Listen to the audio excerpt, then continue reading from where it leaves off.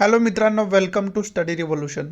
आज आपण 10 August 2021चा the Hind बघतोय आणि तोही आपल्या मातृभाषेतून म्हणजे मराठीमधून. पहिल्यांदा आपल्या लेक्चरचं स्वरूप सांगतो. पहिल्यांदा आपण न्यूज डिस्कस करतो आणि त्यानंतर जे काय महत्त्वाचे एडिटोरियल असतील ते आपण डिस्कस करण्याचा प्रयत्न करतो. चला तर मग स्टार्ट करूया. 10 ऑगस्ट 2021चा द हिंद आपल्याला काय सांगतोय बघू. पहिल्या न्यूजपासून डिस्कस करण्यास सुरुवात करूयात. So let start. आपली पहिली न्यूज आहे ती IPCCचा जो रिपोर्ट आला आहे, inter governmental panel on climate change, याला IPCC म्हणतात. त्याचा जो रिपोर्ट आला आहे क्लायमेट चेंजविषयी, तो रिपोर्ट काय सांगतोय हे सांगणारी खरं तर न्यूज. आणि याच्यामध्ये विशेष करून इंडियाचं तापमान, ग्लोबल वॉर्मिंग ज्याला आपण म्हणतो, ते मोठ्या प्रमाणात वाढत असताना आपल्याला पाहाव्यास मिळतं, असं या रिपोर्टमध्ये सांगितलेलं पाहाव्यास मिळतं. रिपोर्टमध्ये विशेष करून काय सांगितलं आहे की ग्लोबल टेम्परेचर आपल्याला 2 डिग्रीच्या खाली ठेवायचं आहे, परंतु इंडियाचा जर टेम्परेचर आपण बघितलं तर ते हा जो नियम आहे तो पाळत नाही, अशा प्रकारचं टेम्परेचर आहे असं पाहाव्यास मिळतं. आणि त्याचा परिणाम काय होईल असं या रिपोर्टमध्ये सांगितले. त्याचा परिणाम असा होईल की बर्फ वितळण्याचं प्रमाण जास्त वाढेल आणि विशेष करून साऊथ एशियाविषयी इथं बोललं गेलं. साऊथ एशियाच्या समुद्र पातळी जी आहे ती समुद्र पातळी भविष्यामध्ये आपल्याला वाढताना दिसेल मोठ्या प्रमाणात, आणि त्यामुळं काय होईल तर समुद्रकिनारी पुरासारखी परिस्थिती निर्माण होईल, असं IPCCच्या रिपोर्टमध्ये सांगितलेलं आपल्याला पाहाव्यास मिळतं. म्हणून त्याच्यासाठी रिलेटेड पावलं इंडियानं उचलणं गरजेचं आहे, हे सुद्धा आपल्याला या न्यूजच्याद्वारे म्हणता येईल. आता याच्यामधून की पॉईंट काय काय दिलेत. पहिलं तर inter governmental panel on climate change याच्याविषयी डिटेल इन्फॉर्मेशन आपण विकिपीडियाच्या माध्यमातून बघणं गरजेचं आहे. हा पहिला की पॉईंट आपला. दुसरा की पॉईंट आपला काय आहे, दुसरा की पॉईंट आपण बघू शकतोय. याच्यामध्ये आणखी एक गोष्ट ही आली आहे की याच्यामध्ये विशेष करून पॅरिस ॲग्रीमेंटचा उल्लेख आला आहे. मग तो पॅरिस ॲग्रीमेंट काय होता, एन्व्हायरमेंटल ॲग्रीमेंट जो झाला आहे तो ॲग्रीमेंट पॅरिस ॲग्रीमेंट होता. मग त्या पॅरिस ॲग्रीमेंटची डिटेल इन्फॉर्मेशन आपल्याला असायला पाहिजे, इंटरनेटच्या माध्यमातून आपण ते काढून ठेवायला पाहिजे. हा सेकंड की पॉईंट आहे आपला. थर्ड की पॉईंट आपला काय असू शकतो तर थर्ड की पॉईंट हा आहे की प्री इंडस्ट्रीयल जो पिरियड होता त्याच्या अगोदर 2 डिग्रीच्या खाली तापमान होतं, परंतु आता ते 2 डिग्री तापमान क्रॉस होत असताना आपल्याला पाहाव्यास मिळतं. मग याच्यामध्ये प्री इंडस्ट्रीयल पिरियड आला आहे. मग तो प्री इंडस्ट्रीयल पिरियड काय होता त्याच्यावरून आपल्याला काय बघायचं आहे तर इंडस्ट्रीयल रिव्हॉल्युशन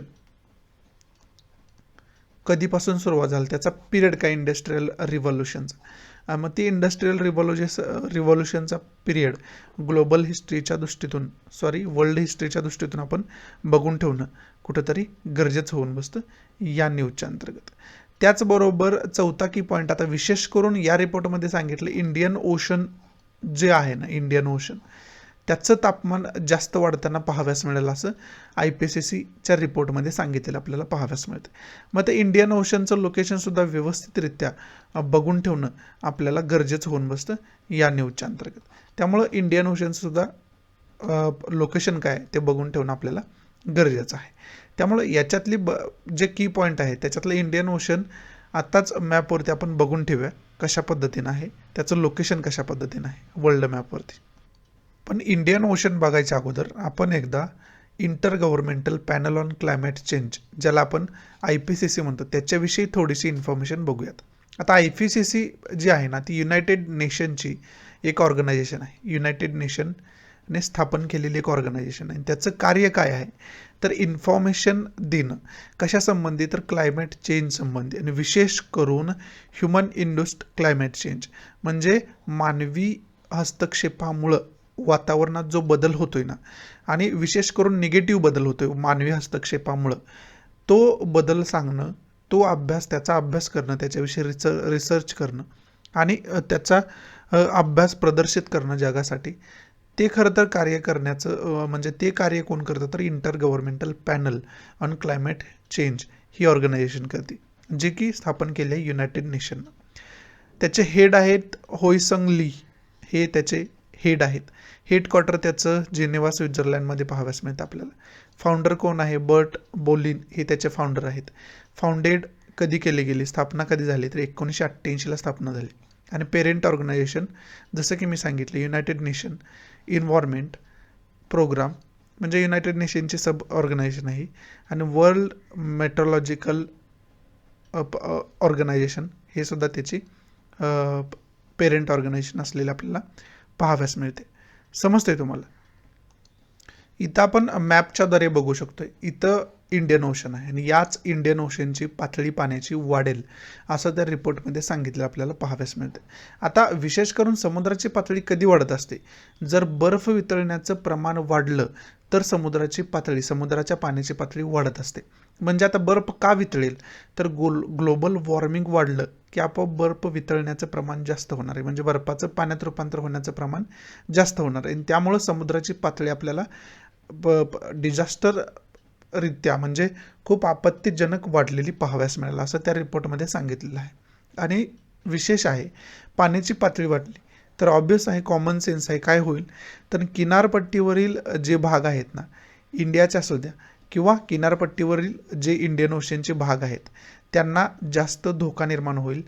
तिथली जी किनारपट्टी आहे ती जास्त पाण्याखाली गेलेली जमीन आपल्याला पाहाव्यास मिळेल भविष्यामध्ये असं त्या रिपोर्टमध्ये सांगितलं. आणि हा कॉमन सेन्स पण आहे, आपल्याला समजू शकते. आणि विशेष करून साऊथ एशियाविषयी इथं बोललं गेलं. मग आता साऊथ एशियाचा पार्ट कोणता आहे? तर हा आपण साऊथ एशियाचा पार्ट असं म्हणू शकतो आणि याच पार्टविषयी बोललेलं आपल्याला पाहाव्यास मिळते. समजते तुम्हाला? आणि या साऊथ एशियाच्या एरियामध्येच मोठ्या प्रमाणात धोका निर्माण होईल समुद्र पातळी वाढल्यामुळं. विशेष करून ग्लोबल वॉर्मिंगमुळं समुद्र पातळी वाढते आणि ग्लोबल वॉर्मिंगमुळं काय होणार तर बर्फ वितळण्याचं प्रमाण वाढणार आणि ते बर्फ वितळल्यामुळं त्या बर्फाचं पाण्यात रूपांतर होणार. आणि विशेष म्हणजे त्यामुळं काय होणार तर ते पाणी विशेष करून जाऊन कशाला मिळते तर समुद्राला जाऊन मिळते आणि त्यामुळं समुद्राची पाण्याची पातळी आहे ती वाढताना आपल्याला पाहाव्यास मिळेल. त्यामुळं साऊथ एशियन ज्या कंट्रीज आहेत त्या कंट्री विशेष करून हा जो भाग आहे या कंट्रीतला बराच भूभाग असेल. इथं जेवढ्या कंट्री आहेत, थायलंड आहे, व्हिएतनाम आहे, फिलिपाईन्स आहे, इंडोनेशिया आहे, मलेशिया आहे, इथं पापुआ न्यू गिनी आहे. हे ज्या कंट्रीज आहेत ना यांचा भूभाग जास्तीत जास्त पाण्याखाली गेलेला आपल्याला पाहाव्यास मिळेल असं त्या रिपोर्टमध्ये सुद्धा सांगितले. आणि हा कॉमन सेन्स सुद्धा आहे, जॉग्राफीच्या माध्यमातून आपल्याला हे कळणं सोपी गोष्ट आहे. त्यामुळं खरं तर मॅप बघणं गरजेचं होतं. पुढची न्यूज आहे आसाम मिझोराम बॉर्डर इश्यू जो आहे त्याच्याविषयी भाष्य करणारी न्यूज आहे. आणि आसामचे जे चीफ मिनिस्टर आहेत हेमंत बिस्व शर्मा यांनी हे सांगितलं की आम्ही आसाम असेल किंवा मिझोराम असेल आम्ही दोघं मिळून त्याच्यावरती सोल्युशन काढण्यासाठी वर्किंगमध्ये आहोत म्हणजे प्रयत्न करत आहोत. परंतु त्याचबरोबर यांनी स्टेटमेंट काय केलं आहे तर याच्यामध्ये स्टेटचे जे नागरिक आहेत, राज्याचे नागरिक असतील आसामचे, त्यांच्या इंटरेस्टचा पहिल्यांदा आमच्याकडून विचार केला जाईल असं कुठंतरी यांनी बोललेलं आपल्याला पाहाव्यास मिळते.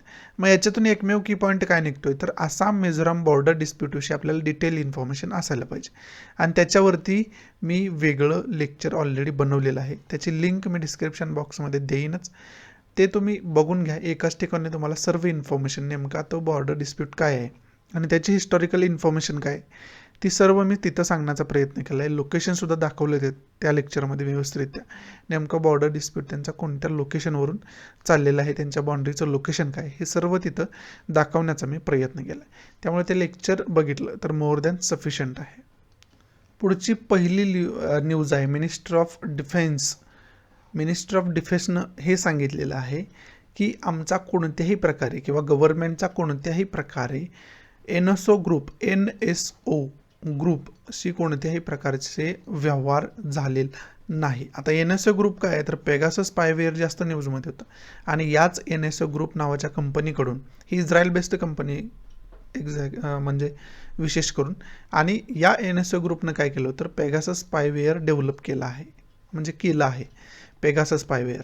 आणि इंडियन गव्हर्नमेंटवरती विरोधी पक्षांकडून वारंवार आरोप लावला जात होता की इंडियन गव्हर्नमेंटनं पेगासस स्पायवेअर खरेदी केलेलं आहे. मग त्याच्यावरती आता एक्सप्लेनेशन देत असताना मिनिस्ट्री ऑफ डिफेन्सनं सांगितलं की अशा प्रकारचा कोणताही व्यवहार NSO ग्रुप नावाच्या कंपनीशी झालेला नाही, इस्रायल बेस्ड जी कंपनी आहे त्याच्याशी झालेला नाही, असं स्पष्टीकरण मिनिस्ट्री ऑफ डिफेन्सनं दिलेलं आपल्याला पाहाव्यास मिळते. मग याच्याशी रिलेटेड की पॉईंट आपल्याला काय बघायचं आहे तर पेगासस विषयी डिटेल इन्फॉर्मेशन आपल्याला असायला पाहिजे. जास्त न्यूजमध्ये असणारा मुद्दा आहे आणि याच्यावरती मी वेगळं लेक्चर ऑलरेडी बनवून ठेवले, त्याची लिंक मी डिस्क्रिप्शन बॉक्समध्ये देईनच, ते तुम्ही बघून घ्या. एका ठिकाणी टोटल इन्फॉर्मेशन मिळून जाईल तुम्हाला. पुढची न्यूज आहे ती युनायटेड नेशन सिक्युरिटी काउन्सिलशी रिलेटेड न्यूज आहे आणि विशेष करून या न्यूजमध्ये नरेंद्र मोदी बोलत होते त्यावेळेस त्यांनी विशेष करून मेरीटाईम सिक्युरिटीविषयी बोलले. मेरीटाईम सिक्युरिटी म्हणजे समुद्रामधून जो व्यापार होतो त्याच्यावरती युनायटेड नेशन सिक्युरिटी काउन्सिलची जी आता कॉन्फरन्स झाली त्याच्यामध्ये जेवढ्या कंट्रीज सहभागी झाल्या होत्या, जेवढ्या कंट्रींचे प्रेसिडेंट प्राईम मिनिस्टर सहभागी झाले होते त्यांना उद्देशून ते बोलत होते. त्यावेळेस त्यांनी मेरीटाईम सिक्युरिटीविषयी म्हणजे समुद्रातील सिक्युरिटीविषयी त्यांनी चिंता व्यक्त केली आणि सर्वांनी एकत्र येऊन काम करायला पाहिजे अशा प्रकारचं भाष्य त्यांनी तिथं केलेलं आपल्याला पाहाव्यास मिळालं. मग आता समुद्रामध्ये होणारी तस्करी आपल्याला रोखायला पाहिजे, त्याचबरोबर मत्स्यमारी जर प्रमाणापेक्षा जास्त होत असेल तर त्याच्यावरती आपल्याला प्रतिबंध घालायला पाहिजे. त्याचबरोबर एकमेकाच्या कंट्रींसोबत जो समुद्रामार्फत व्यापार चालतो त्याच्यावरचे निर्बंध जे आहेत ते आपण सहकार्यानं कमी करायला पाहिजे आणि त्या व्यापारामध्ये आपण प्रगती करायला पाहिजे असं त्यांनी त्याच्यामध्ये भाष्य केलेलं आपल्याला पाहाव्यास मिळालं. आणि त्याचबरोबर त्यांनी हे सुद्धा सांगितलं की प्राचीन काळापासून समुद्रामार्गे भारत व्यापार करत आलेला आहे, त्यामुळं त्याच्यातून प्रगती साधणं हे आपलं खरं तर प्रायोरिटी पहिल्या असायला पाहिजे असं कुठंतरी त्यांच्या भाषणामध्ये सांगण्यात आलेलं आपल्याला पाहाव्यास मिळालं. त्याचबरोबर त्यांनी बुद्धा पिरियडचा सुद्धा उल्लेख केलेला आपल्याला पाहाव्यास मिळाला. बुद्धा पिरियडविषयी सुद्धा त्यांनी बोलत असताना सांगितलं की समुद्रमार्ग त्यावेळेस उपलब्ध होते, त्यामुळंच जे बुद्धा पिरियडचं जे बौद्धिक नॉलेज आहे ते सर्व जगभर पसरला, जगभर बुद्धाला फॉलो केलं जातं असं त्यांनी कुठंतरी त्यांच्या भाषणामध्ये सांगितलेलं आपल्याला पाहाव्यास मिळतं. मग त्यामुळं त्यांनी जे जे उल्लेख केले आहेत ना त्याच्या संबंधी आपल्याला प्रत्येक की पॉईंट त्याचा या न्यूजमधून होऊ शकतो, त्यामुळं त्याची डिटेल इन्फॉर्मेशन आपण काढून ठेवणं कुठंतरी गरजेचं आहे, त्याचा अभ्यास करून ठेवणं कुठंतरी गरजेचं आहे या न्यूजच्या अंतर्गत. पुढची न्यूज आहे ते सुप्रीम कोर्टाशी रिलेटेड असलेली न्यूज आपल्याला पाहाव्यास मिळते आणि त्याच्यामध्ये विशेष करून जे चीफ जस्टिस ऑफ इंडिया आहेत NV रामन्ना यांनी हे सांगितलं की झारखंडचे, विशेष करून ही न्यूज आहे ती झारखंडचे जज, डिस्ट्रिक्ट जज होते, ॲडिशनल जज, त्यांची हत्या झाली होती आणि त्याच्यावरचं जे इन्व्हेस्टिगेशन आहे त्याच्यावर आधारित असणारी ही न्यूज आहे. या न्यूजमध्ये सुप्रीम कोर्टानं जे काही CBIला उद्देशून, सेंट्रल ब्युरो ऑफ इन्व्हेस्टिगेशन यांना उद्देशून सांगितलं आहे ना त्याच्याविषयी बोलले गेले आणि विशेष करून याच्यामध्ये सुप्रीम कोर्टाने CBIला उद्देशून हे सांगितले की तुम्ही कॉन्क्रीट काहीतरी रिपोर्ट द्यायला पाहिजे, कॉन्क्रीट इन्व्हेस्टिगेशन याच्यामध्ये करायला पाहिजे. म्हणजेच CBIने केलेल्या इन्व्हेस्टिगेशनवरती सुप्रीम कोर्ट खुश नाही आहे अशी सांगणारी ही खरं तर न्यूज असलेली आपल्याला पाहाव्यास मिळते. मग याच्यामध्ये विशेष करून CBIचा उल्लेख आला, मग सेंट्रल ब्युरो ऑफ इन्व्हेस्टिगेशनविषयी डिटेल इन्फॉर्मेशन आपल्याला असायला पाहिजे. हा पहिला की पॉईंट. दुसरा की पॉईंट विशेष करून झारखंडचे ते जज होते ज्यांची हत्या झाली, त्यामुळे इथं झारखंडचा उल्लेख आला. मग झारखंडचं लोकेशन आपण व्यवस्थितरित्या बघून ठेवणं गरजेचं होऊन बसतं या न्यूजच्या अंतर्गत. मग आपण दोन्हीची इन्फॉर्मेशन विकिपीडियाच्या माध्यमातून बघून घेऊया. झारखंडचं लोकेशन मॅपच्या माध्यमातून बघू, CBIची इन्फॉर्मेशन विकिपीडियाच्या माध्यमातून बघू भेटते का काय. इथं आपण CBIची थोडीशी इन्फॉर्मेशन विकिपीडियाच्या माध्यमातून बघू शकतोय. पेरेंट ऑर्गनायझेशन कोण आहे त्याची तर department of personnel and training and ministry of पर्सनलच्या अंतर्गत हे कार्य करत असताना आपल्याला पाहाव्यास मिळतं. हेडक्वार्टर कुठं आहे तर न्यू दिल्लीमध्ये याचं हेडक्वार्टर असताना आपल्याला पाहाव्यास मिळते. फाउंडर कोण आहे, गव्हर्नमेंट ऑफ इंडिया आहे ऑब्वियस. फाउंडेड 1 एप्रिल 1963 रोजी याची स्थापना झालेली आपल्याला पाहाव्यास मिळते. ज्युरिस्डिक्शन इंडिया म्हणजे इंडियाच्या हद्दीमध्येच याचं ज्युरिस्डिक्शन असलेलं आपल्याला पाहाव्यास मिळतं. पेरेंट ऑर्गनायझेशन कोणते तर ministry of personnels, public grievances and pensions याच्याशी रिलेटेड जी मिनिस्ट्रीज आहेत ती याची पेरेंट ऑर्गनायझेशन असलेली आपल्याला पाहाव्यास मिळते. पुढे आता इंडियन पॉलिटिकल मॅपच्या माध्यमातून आपण झारखंडचं लोकेशन बघून घेऊया व्यवस्थितरित्या कशा पद्धतीनं आहे ते. इथे इंडियन पॉलिटिकल मॅपवरती आपण झारखंडचं लोकेशन व्यवस्थितरित्या बघू शकतो. इथं आपल्याला झारखंड पाहाव्यास मिळतं. आणि त्याच्या शेजारील राज्यांचा विचार केला, ज्या राज्यांची बाउंड्री लाईन झारखंडला टच करते अशा राज्यांचा विचार केला तर त्याच्यामध्ये विशेष करून ओडिसा आपल्याला इथं पाहाव्यास मिळतोय. त्यानंतर इकडं वेस्ट बेंगॉल पश्चिम बंगाल पाहाव्यास मिळतोय. त्यानंतर इकडं बिहार आपल्याला वरती पाहाव्यास मिळतोय. त्यानंतर उत्तर प्रदेशची सुद्धा यूपीची सुद्धा बाउंड्री त्याला टच करताना पाहाव्यास मिळते. आणि इकडं छत्तीसगडची सुद्धा बाउंड्री त्याला टच करताना आपल्याला पाहाव्यास मिळते. म्हणजे एवढ्या राज्यांची बाउंड्री जी आहे ना ती झारखंडला टच करताना आपल्याला पाहाव्यास मिळते. समजतंय तुम्हाला? पुढची छोटीशी न्यूज दिले, इथं न्यूज दिली आपल्याला पुढची छोटीशी. त्या न्यूजमध्ये विशेष करून वॅक्सिनशी रिलेटेड डेटा गव्हर्नमेंटनं प्रस्तुत करायला पाहिजे, सेंट्रल गव्हर्नमेंटनं, असं सुप्रीम कोर्टानं एका स्टेटमेंटमध्ये सांगितलं आपल्याला पाहाव्यास मिळते. आणि ते सांगणारी खरं तर ही न्यूज असलेली आपल्याला पाहाव्यास मिळते. पुढची न्यूज आहे ना ती 75वा स्वातंत्र्य दिन साजरा केला जाणार आहे. आणि त्याच्यासाठी आपले जे ऑलिम्पिक मेडलिस्ट सगळे जे आहेत ना त्यांना इन्व्हाइट केले गेले तिथं. आणि त्याची थीम काय असणार आहे तर नेशन फर्स्ट ऑलवेज फर्स्ट ही 75व्या आपल्या स्वातंत्र्य दिनाची थीम असणार आहे, असं या न्यूजमध्ये सांगितलेलं आपल्याला पाहाव्यास मिळते. मग आता 75व्या स्वातंत्र्य दिनाची थीम काय होती याच्यावरती क्वेश्चनसुद्धा फॉर्म होऊ शकतो. त्यामुळं ती थीम आपल्याला लक्षात असायला पाहिजे, नेशन फर्स्ट ऑलवेज फर्स्ट. आणि याच्या अगोदर जेवढे इंडिपेंडन्स डे आपण साजरे केले विशेष करून गेल्या 5-6 वर्षामध्ये त्याची काय थीम काय काय होती हे थीम जर असेल तिथं तर ती थीमसुद्धा आपल्याला माहिती असणं गरजेचं आहे. त्याच्यामुळं खरं तर ही न्यूज आपल्यासाठी इम्पॉर्टंट होती आणि तो की पॉईंट आपण याच्यातून घेऊ शकतोय. पुढची न्यूज आहे ते आत्ताच आपण बघितलं होतं की inter governmental panel on climate चेंजचा जो रिपोर्ट आला आहे त्याच्यावरती भाष्य करणारी ही पुढची न्यूज आहे. आणि ते फ्रंट पेजला त्याची डिटेल इन्फॉर्मेशन आपण बघितलीच आहे. परंतु याच्यामध्ये आणखी एक महत्त्वाच्या पॉईंटवर काय भर दिला आहे तर हिंदूकुश जे आपले रेंज आहे, हिमालयन रेंज आहे, हिमालयन रिजन आहे, तिथला जो ग्लॅशियर आहे, बर्फ जो आहे मोठ्या प्रमाणात वितळत आहे आणि बर्फाच्छादित जो प्रदेश आहे तिथला तो कमी होत आहे. म्हणजेच ऑब्वियस आहे त्या बर्फाचं रूपांतर पाण्यामध्ये होणार आहे. समुद्राचे ते पाणी समुद्राला मिळाल्यामुळं समुद्राची पाण्याची पातळी वाढणार आहे, हे मी तुम्हाला ऑलरेडी सांगितलेलं आहे.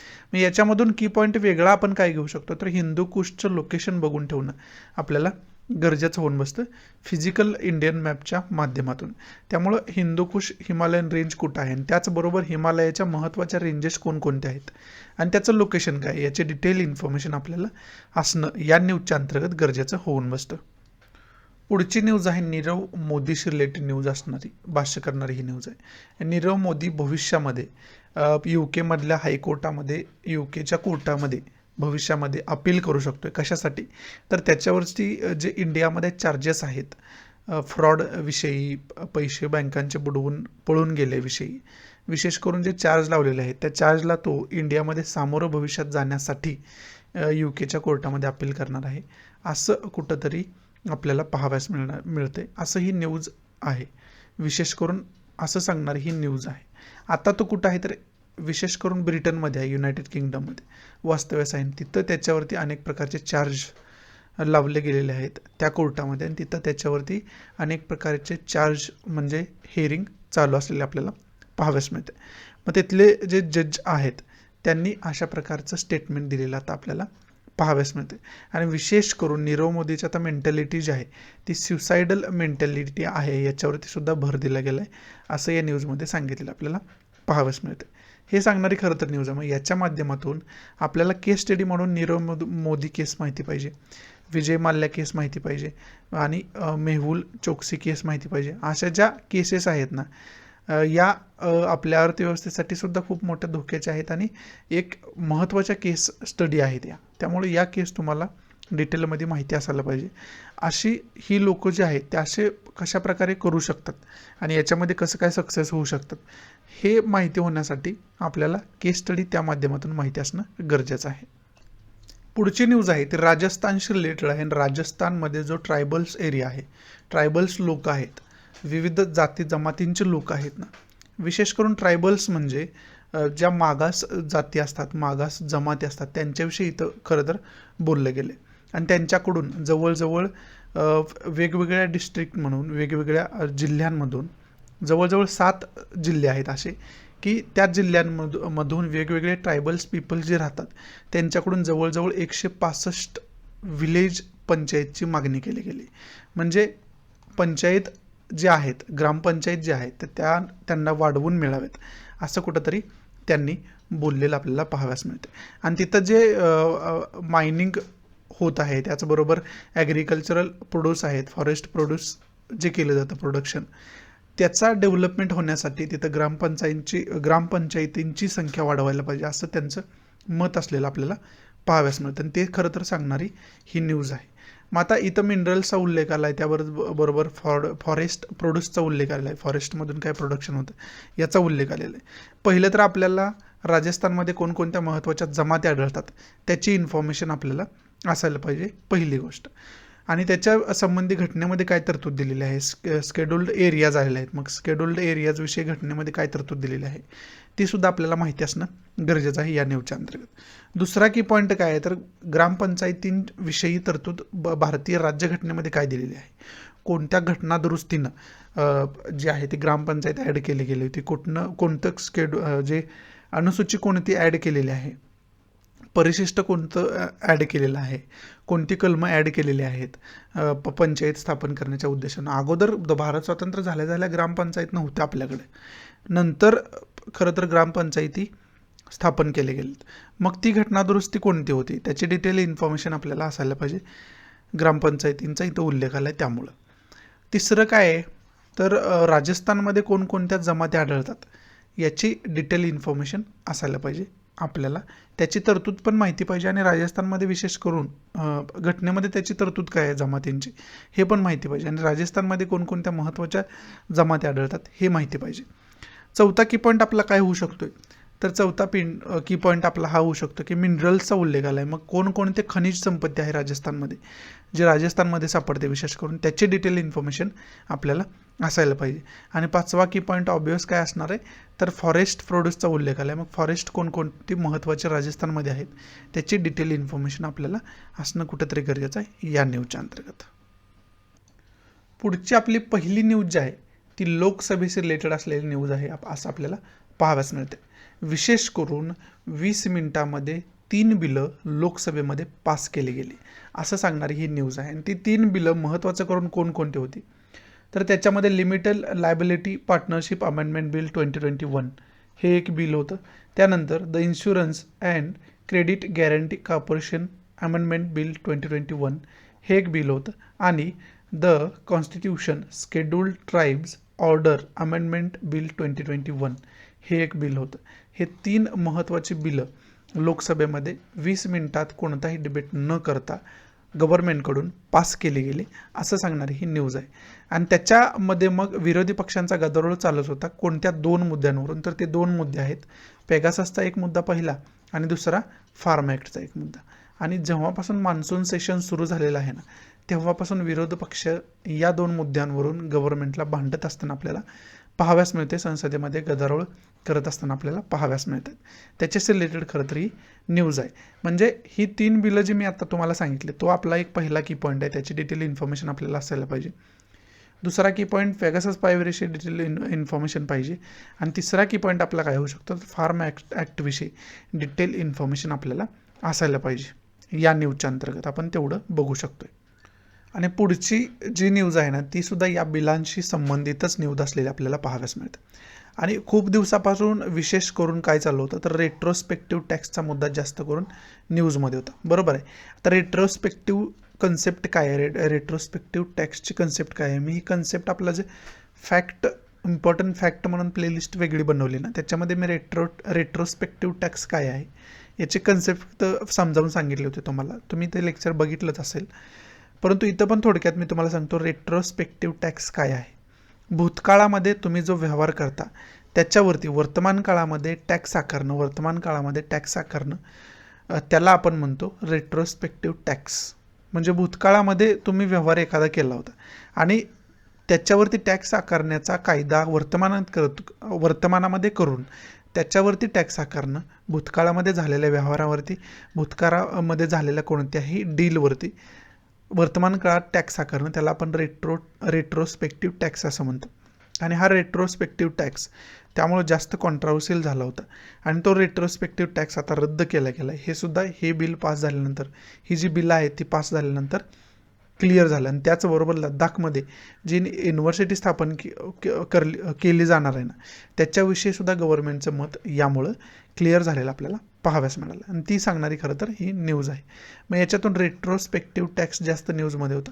मग रेट्रोस्पेक्टिव्ह टॅक्सची कन्सेप्ट काय हे तुम्हाला माहिती असणं गरजेचं होऊन बसतं या न्यूजच्या अंतर्गत.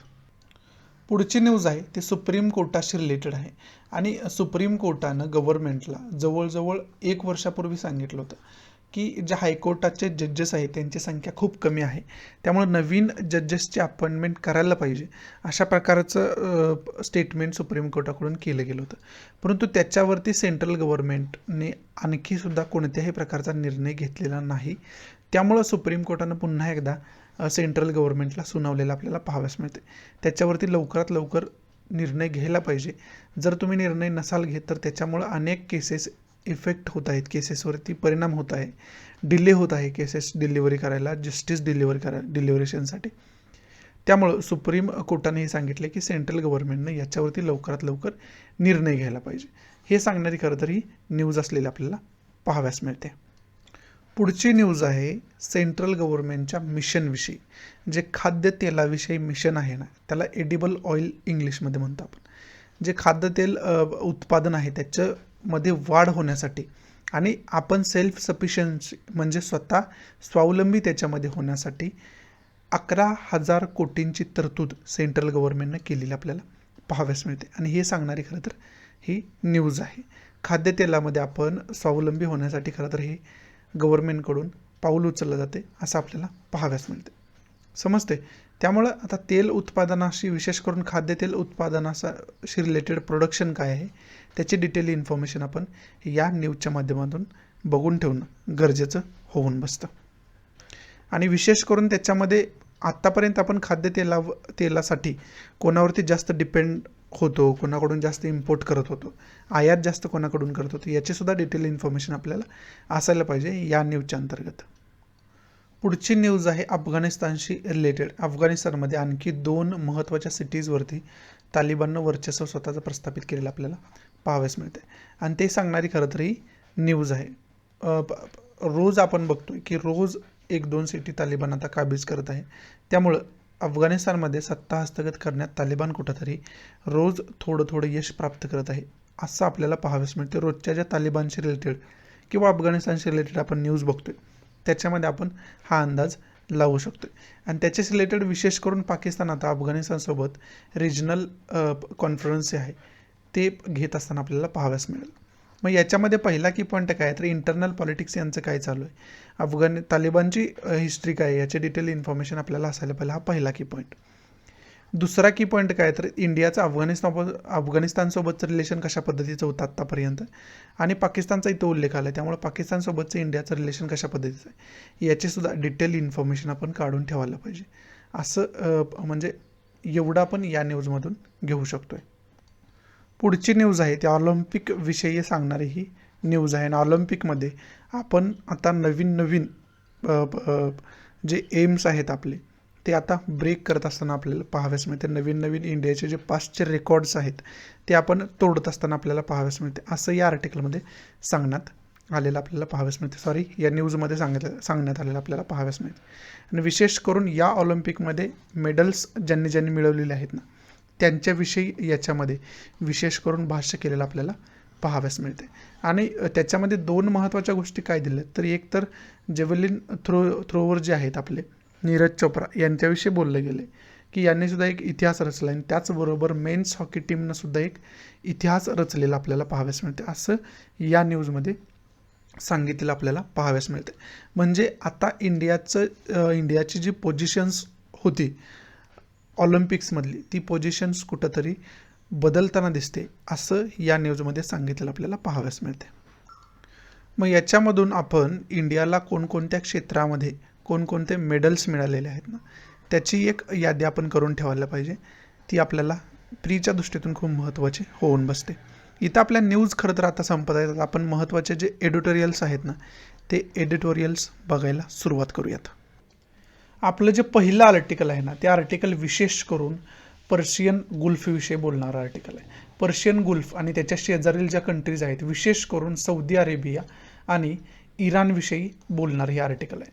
आणि त्याच्यामध्ये मग पर्शियन गुल्फमध्ये जो व्यापार चालतो, समुद्री व्यापार जो चालतो पर्शियन गुल्फमध्ये, त्याच्याविषयी खरं तर बोलणारं आर्टिकल. आणि त्या व्यापारामध्ये कोणकोणत्या कंट्री महत्त्वाच्या व्यापार करतात, त्या महत्त्वाच्या कंट्रीज वरती काय इम्पॅक्ट होतो एकमेकांच्या रिलेशनचा, त्यांच्या व्यापारावरती जो समुद्रा थ्रू चालतो, कोणत्या तर जो पर्शियन गुल्फ आहे त्याच्या थ्रू जो व्यापार त्यांचा चालतो ना, समुद्री व्यापार, त्याच्यावरती मग त्यांच्या एकमेकांच्या रिलेशनचा काय परिणाम होतो हे या आर्टिकलमध्ये सांगण्याचा प्रयत्न केला आहे. मग विशेष करून हे आर्टिकल समजावून घेण्यासाठी आपल्याला व्यवस्थितरित्या वर्ल्ड मॅप बघून तो समजावून घेणं गरजेचं आहे. मग तो मॅप दाखवून मी तुम्हाला समजावण्याचा प्रयत्न करतो की कशा कशा कंट्रीज त्याच्यामध्ये स्टेक होल्डर्स आहेत आणि त्यांचे एकमेकांचं रिलेशनशिप जे आहे ते कसं त्याला इफेक्ट करू शकतं त्या व्यापाराला, हे आपण मॅपच्याद्वारे समजावून घेऊया व्यवस्थितरित्या.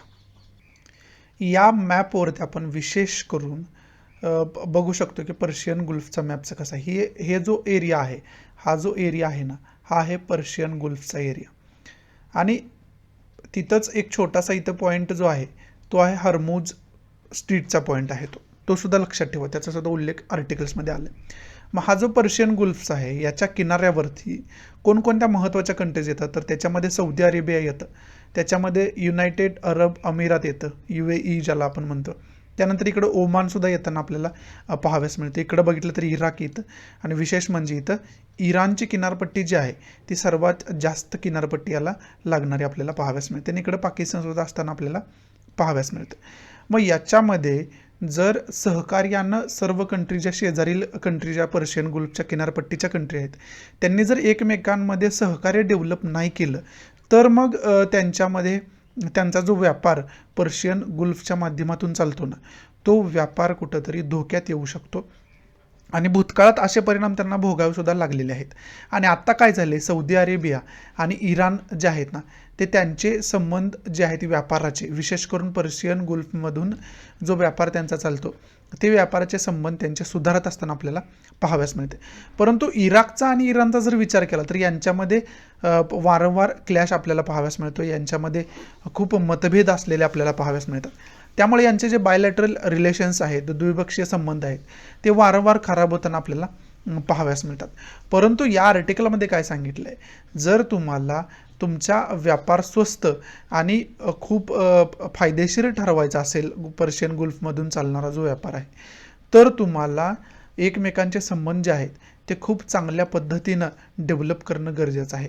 मग त्याच्यामध्ये इराक इराण घ्या किंवा सौदी अरेबिया इराण घ्या, UAE इराण घ्या किंवा एकमेकांच्या ज्या कंट्रीज आहेत त्याच्यामध्ये हे जे स्टेक होल्डर महत्त्वाचे आहेत त्यांचं जे एकमेकांचं संबंध एकमेकांसोबत जे आहेत ना, ते खरं तर चांगल्या पद्धतीनं डेव्हलप होणं गरजेचं आहे. आणि इथं हर्मुज सी दिसते ना छोटंसं, तो कुणाचा भाग आहे, तर युनायटेड अरब अमिरातचा पार्ट असलेला आपल्याला पाहाव्यास मिळतं आणि तो सुद्धा खूप महत्त्वाचा पार्ट आहे. जर युनायटेड अरब अमिरातनं जास्त सँक्शन्स इथं लावले इतर कंट्रीज ज्या इथून पास होतात या हर्मुज सीपासून स्ट्रीटपासून, त्यांच्यावर जर जास्त सँक्शन लावले तरीसुद्धा त्यांना व्यापारामध्ये खूप नुकसानाला सामोरं जाऊ लागू शकतं, खूप खर्चाला सामोरं जाऊ लागू शकतं, खूप एक्सपेन्सिव्ह त्यांचा व्यापार होऊ शकतो, असं कुठंतरी या आर्टिकलमध्ये सांगण्याचा प्रयत्न केला.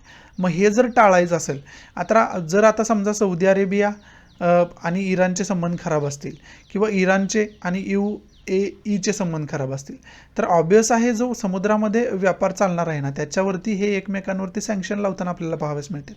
त्यामुळं काय होईल, एका कोणाचं नुकसान होणार आहे का, तर नाही, सर्वांचंच याच्यामध्ये नुकसान होताना आपल्याला पाहाव्यास मिळेल.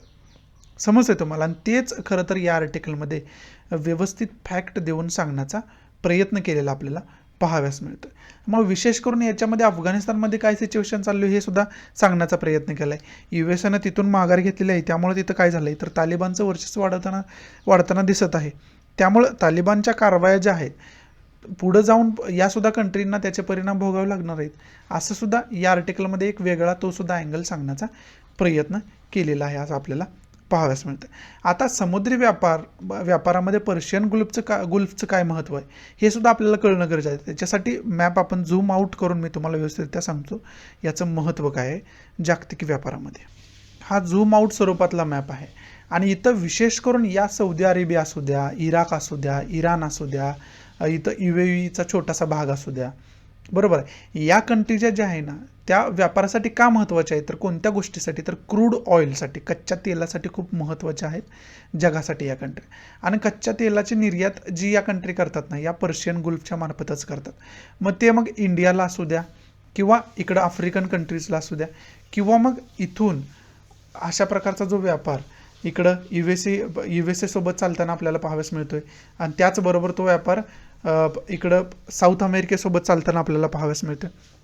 वेगवेगळ्या कंट्रीजसोबत जो व्यापार यांचा क्रूड ऑइलचा चालू शकतो ना, किंवा आता चालू आहे ना, तो त्याच्यामध्ये पर्शियन गुल्फचा खूप मोलाचा वाटा असलेला आपल्याला पाहाव्यास मिळतं. मग इथं आपण बघू शकतो की कशा पद्धतीनं पर्शियन गुल्फचं महत्त्व आहे सगळ्याच कंट्रींसाठी कशाच्या उद्देशानं, तर यांच्या निर्यातीच्या उद्देशानं विशेष करून. समजते तुम्हाला.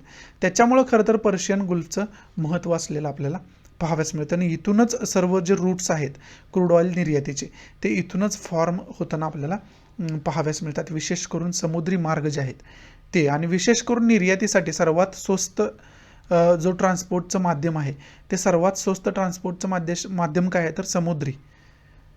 बरोबर आहे. एअर वे तर आपल्याला तशा दृष्टीनं हा व्यापार करायचा जर झाला तर आपल्याला परवडण्याजोगं नाही, किंवा कोणत्याच कंट्रीला परवडण्याजोगं नाही आहे. जर अवजड व्यापार आपल्याला करायचा असेल तर तो आपण समुद्र मार्गाने करू शकतो, आणि तो आपल्याला जास्त फायदेशीर सुद्धा ठरू शकतो प्रत्येक कंट्रीला, असं या आर्टिकलमध्ये सांगण्याचा प्रयत्न केलेला आहे. आणि आपण या आर्टिकलच्याद्वारे हा पॉईंटसुद्धा व्यवस्थितरित्या समजावून घेऊ शकतो. समजतंय तुम्हाला. त्याच्यासाठी खरं तर मॅप बघून आपण ते समजावून घेणं गरजेचं होतं, आणि ते मी तुम्हाला समजावून सांगण्याचा प्रयत्न केला आहे. परंतु आता हे झालं ढोबळमानाने मी तुम्हाला समजावून सांगितले, परंतु त्याच्यामध्ये काय की पॉईंट दिलेत, ते की पॉईंट कोणकोणते आपल्याला अभ्यासायचे आहेत ते परत एकदा आपण आर्टिकलच्या माध्यमातून बघून घेऊया की की पॉईंट कोणकोणते आहेत.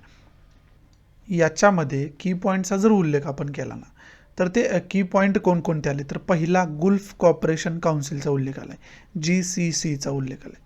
मग ते GCC विषयी डिटेल इन्फॉर्मेशन आपण काढून ठेवायला पाहिजे. हा पहिला की पॉईंट आपला. दुसरा की पॉईंट काय इथं आला आहे, तर अरब इस्रायल वॉर 1967चा उल्लेख आला आहे. मग त्याच्या वॉरची इन्फॉर्मेशन त्या काय आहे, त्याचा डिटेल इन्फॉर्मेशन आपण काढून ठेवायला पाहिजे. हा दुसरा की पॉईंट. बरोबर आहे. आणि तिसरा की पॉईंट ऑब्वियस लोकेशन पर्शियन गुल्फचं काय वगैरे हे मी तुम्हाला ऑलरेडी दाखवले, पण तुम्ही सुद्धा व्यवस्थितरित्या ते लोकेशन बघून ठेवणं गरजेचं आहे. त्याच्यावरती डायरेक्ट प्रीला क्वेश्चन फॉर्म होऊ शकतो, किंवा मेन्सला सुद्धा क्वेश्चन अशा प्रकारचा फॉर्म होऊ शकतो. त्यामुळे आपल्याला त्याचं लोकेशनसुद्धा माहिती असणं कुठंतरी गरजेचं आहे. एवढंच आपण या आर्टिकलमध्ये इम्पॉर्टंट जे आहे ते आपण या आर्टिकलमधून शिकू शकतो. एवढंच इम्पॉर्टंट या आर्टिकलमध्ये. पुढचं आर्टिकल महत्त्वाचं कोणतं आहे ते बघूयात. पुढचं इकडं जे छोटंसं आर्टिकल आपल्याला पाहाव्यास मिळते ना, त्या आर्टिकलमध्ये विशेष करून काय सांगण्याचा प्रयत्न केला आहे, तर त्याच्यामध्ये रोड हेड फ्रॉम गोग्रा. आता आपण बघितलं की 12वं चर्चासत्र चायना अँड इंडियाच्या जे आर्मी ऑफिशियल्स आहेत महत्त्वाचे त्यांच्यामध्ये झालेलं आपल्याला पाहाव्यास मिळालं. मग ते चर्चासत्र कशाशी रिलेटेड होतं, तर LACशी रिलेटेड होतं. म्हणजे काय, लाईन ऑफ ॲक्च्युअल कंट्रोल. आणि लाईन ऑफ ॲक्च्युअल कंट्रोलवरती विशेष करून चायना आणि इंडियामध्ये काही स्पॉट आहेत, आणि ते खूप कॉन्ट्रावर्शियल आहेत. त्याच्यामध्ये गोग्रा स्पॉट आता जास्त न्यूजमध्ये. मग जो गोग्रा पॉईंट आहे ना, त्याच्यापासून दोन्ही आर्मीनं डिसएंगेज व्हायचं, म्हणजे त्याच्यापासून दोन्ही आर्मीनं लांब राहायचं, जेणेकरून दोघांमधला डिस्प्यूट शांत व्हावं, म्हणजे दोघांमध्ये कुठंतरी शांतता प्रस्थापित व्हावी. याच्यासाठी त्याच्यावरती ॲक्शनसुद्धा घेण्यात आले. दोन्ही आर्मी जे आहेत, दोन्ही फोर्सेस जे आहेत, त्या गोग्रा व्हॅलीपासून लांब झाले आपल्याला पाहाव्यास मिळालं. आणि हे विशेष करून 12व्या चर्चासत्रात ठरलं होतं असं आपल्याला पाहाव्यास मिळतं. मग हेच इथं खरं तर सांगण्याचा प्रयत्न केला की आपण जर शांतता प्रस्थापित करू इच्छित असेल दोघांमध्ये, तर दोघांनी सुद्धा अशा प्रकारचे पॉझिटिव्ह स्टेप्स उचलणं, पॉझिटिव्ह पावलं उचलणं, सकारात्मक पावलं उचलणं कुठंतरी गरजेचं आहे, असं या आर्टिकलमध्ये सांगण्याचा प्रयत्न केला. आणि त्याचबरोबर काय निगेटिव्ह इम्पॅक्टसुद्धा पाहाव्यास मिळतात असं याच्यामध्ये सांगितलं. कारण चायनाची जर हिस्ट्री आपण बघितली तर प्रत्येक वेळेस चायनानं इंडियासोबत दगा करण्याचा त्या बाबतीत प्रयत्न केलेला आहे. त्यामुळे आत्ता गोग्रापासून तुम्ही वेगळं झालं ठीक आहे, पण अचानक चायनानं जर अटॅक केला तरीसुद्धा आपल्याला प्रिपेअर राहणं गरजेचं आहे, असं कुठंतरी या आर्टिकलमध्ये इनडिरेक्टली सांगायचं असलेलं आपल्याला पाहाव्यास मिळते. मग आता या आर्टिकलमधून की पॉईंट काय घ्यायचे तर विशेष करून महत्त्वाचं की पॉईंट याचं लोकेशन, लाईन ऑफ ॲक्च्युअल कंट्रोलचं लोकेशन व्यवस्थितरित्या बघून ठेवणं आपल्याला गरजेचं आहे. मी वारंवार हे लोकेशन दाखवलं, आता तुम्ही स्वतः जाऊन इंटरनेटच्या माध्यमातून हे लोकेशन LACचं लाईन ऑफ ॲक्च्युअल कंट्रोलचं बघा. त्याच्यावरती महत्त्वाचे स्पॉट्स जे चर्चेमध्ये असतात त्याच्यामध्ये गलवान व्हॅली घ्या, तुम्ही पेंगांग सोल लेक घ्या, गोग्रा आता न्यूजमध्ये हे घ्या, हॉटस्पॉट तिथले जे आहेत त्यामुळे मध्ये हॉट स्प्रिंग जास्त न्यूजमध्ये असतं ते घ्या.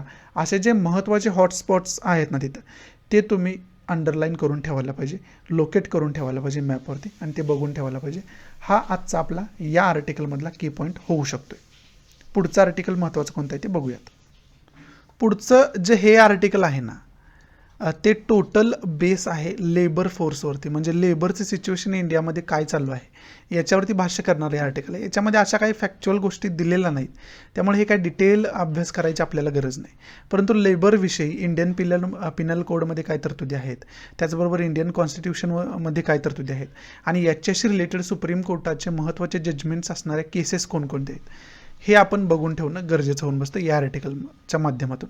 परंतु याच्यामध्ये विशेष करून असं लाईन टू लाईन डिस्कस करण्यासारखं काही नाही, त्यामुळे हे सखोल डिस्कस करण्याची आपल्याला गरज नाही.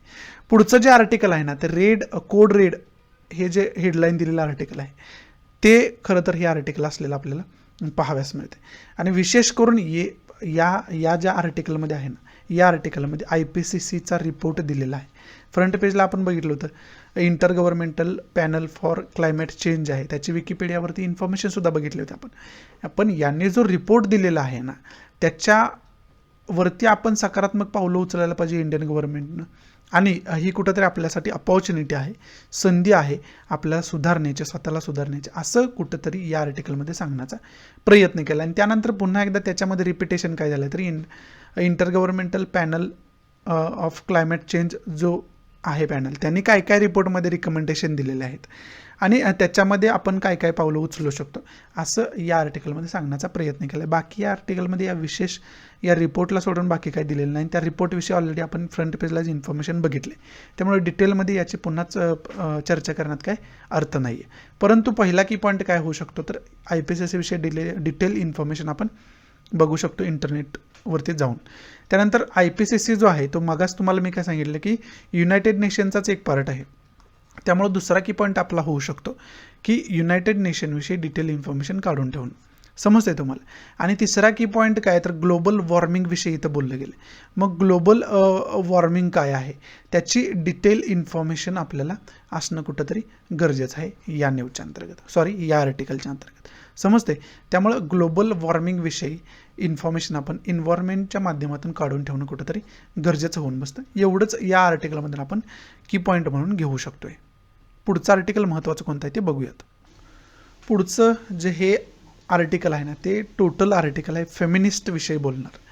फेमिनिस्ट म्हणजे काय तर स्त्रियांची परिस्थिती आता काय आहे याच्याविषयी खरं तर बोलणं. फेमिनिस्ट म्हणजे स्त्रीवादाला इंग्लिशमध्ये फेमिनिस्ट म्हणतात. परंतु फक्त आपल्याला फेमिनिस्ट होऊन चुकीच्या डेफिनेशन करून चालणार नाही, तर त्याच्यावरती पावलं उचलणं गरजेचं आहे. आणि विशेष करून या आर्टिकलमध्ये भर कशावरती दिला आहे तर इंटरनेटच्या माध्यमातून वेगवेगळ्या प्रकारच्या कमेंट्स वुमन्सवरती विशेष करून केल्या जातात. इंटरनेटच्या माध्यमातून वेगवेगळ्या कमेंट्स केल्या जातात, ट्रोलिंग होतं वेगवेगळ्या प्रकारे. मग ते ट्रोलिंग रोखण्यासाठी आपल्याला काहीतरी पावलं उचलणं गरजेचं आहे असं या आर्टिकलमध्ये सांगण्याचा प्रयत्न केला आहे. फॉर एक्झाम्पल एखादी फेमस व्यक्तिमत्व आहे, विशेष करून वुमन आहे, आणि तिला जे इंटरनेटच्या माध्यमातून ट्रोल केलं जातं, वेगवेगळे मेसेज पाठवले जातात, वेगवेगळ्या तिच्या पोस्टवरती वेगवेगळ्या कमेंट्स केल्या जातात आणि त्याच्यावरती फेक अकाउंट असल्यामुळे आपण काहीच कारवाई करू शकत नाही. ट्रोलिंगवरती काय कारवाई करणार? आणि विशेष करून ह्या ट्रोलरची संख्या लाखोंमध्ये आहे, मग आपण लाख लोकांवरती काय कारवाई करणार? याच्यासाठी गव्हर्नमेंटलाच काहीतरी पावलं उचलणं गरजेचं आहे असं कुठंतरी आर्टिकलमध्ये सांगण्याचा प्रयत्न केला आहे. आणि हे जे ट्रोलिंग्स आहेत त्यामुळं काय होतं आहे, ह्या ज्या अशा प्रकारच्या कमेंट्स आहेत त्याच्यामुळं काय होतं तर स्त्रिया फ्रीरित्या वागण्यास कुठंतरी घाबरतात.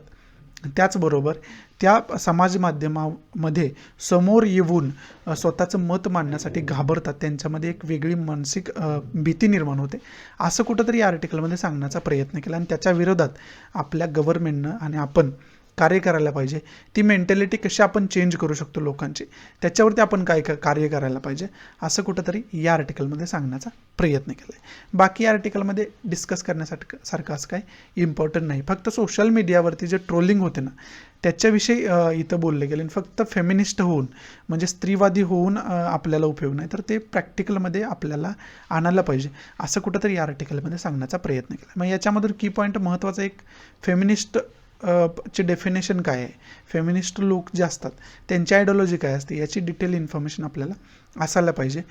ती इन्फॉर्मेशन आपण बघून ठेवणं कुठंतरी गरजेचं होऊन बसतं या न्यूजच्या अंतर्गत.